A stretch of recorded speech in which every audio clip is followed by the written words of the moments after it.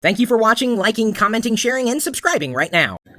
On the morning of September 11th, 2001, I was woken up by a phone call from my now ex-wife, and she told me that the world was ending. And I was a little confused, of course, just having woken up. She was still in Iowa, and I was in San Francisco. I had just started hosting Tech TV's Call for Help a few months earlier in July, and so I was on my own. And she said, turn into the news. And so I did, and of course what I saw was the Twin Towers both on fire, and I was still a bit dazed and confused. Not really sure what was going on, just like the rest of the world. So I went ahead, got ready, walked into work as I was accustomed to doing back then. And when I got there in the offices of Tech TV, everybody was watching some news station or another. We did have a New York office at that point in time, and I believe one reporter, Stacy Tisdale, was on the scene reporting what she could see from there. But of course, whatever we could find, we were watching, we were listening intently. Then later on that morning, the towers fell. And I remember watching on a very, very, very small TV what was going on. Didn't quite understand the impact that the morning's events had. I'd never seen the World Trade Center in person, so I could not fathom the magnitude of any of this. In fact, I would go as far as to say as I was desensitized. Over the years, I mean, I'd seen buildings crumble before, and I thought, well, these are just another couple of buildings.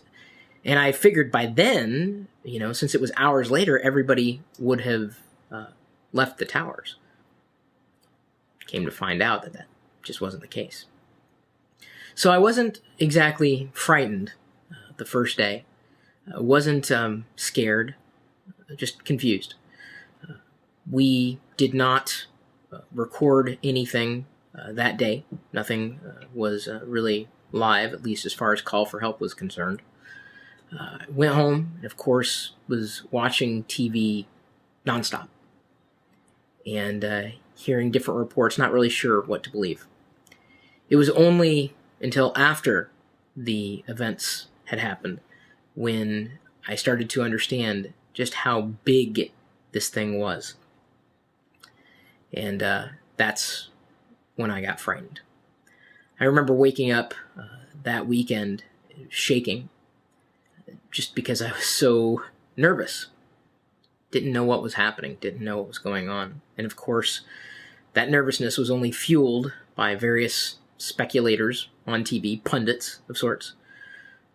And not to mention, that weekend, we had scheduled the first Gnomedex conference in Des Moines, Iowa. I remember being on the phone with Jake and another person who worked for Locker Gnome at the time, Lori, and we were wondering, this is on September 11th, we wondered, well, is Gnomedex still going to happen? You know, what if they shut down the airports? And I remember Jake saying, they're never going to shut them down. They wouldn't do that. Of course they did. Gnomedex did not happen that weekend. Although, weeks later, I remember receiving an email from a random subscriber on the Locker Gnome newsletter, which, by the way, is still alive. And he said, did you know this was going to happen? A few months ago, I remember you had written, stay tuned, something big is going to be happening around the beginning of September. Of course, I was referring to Gnomedex, not 9/11.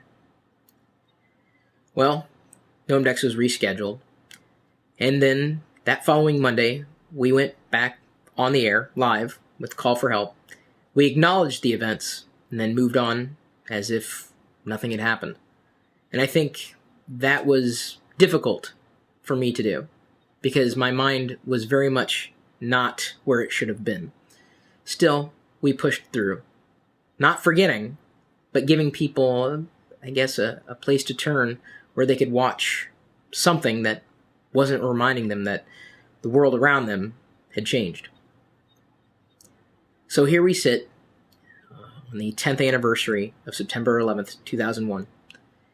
And I've never really told that story. I mean, it's not much of a story, admittedly. But I just thought I'd let the world know where I was on September 11th. I have since been to New York and visited the site where the Twin Towers fell. And I can't help but feel an extreme degree of gratitude for every volunteer who had helped in anything related to those events or beyond. Any of our public workers, I thank you. Any of our volunteers, I thank you. Any of our military who sprang into action to help fight terrorism the world over, I thank you. And that's not just for Americans. That's for anybody on this globe who's doing good, doing their best to make the world a better place. Sometimes that means cleaning up messes. So thank you. Now, I know that the ensuing comments could be all over the map. Some of you may not have remembered where you were on September 11th, 2001. But if you were, feel free to drop your comment, leave a video response. It's always interesting to hear stories. Makes us feel more connected. And I think that's the thing that's kept me going. September 11th is always on my mind, especially when that time of year rolls around. But I'd just like to say, once again, I'm appreciative of everything that you might be doing to make the world a better place.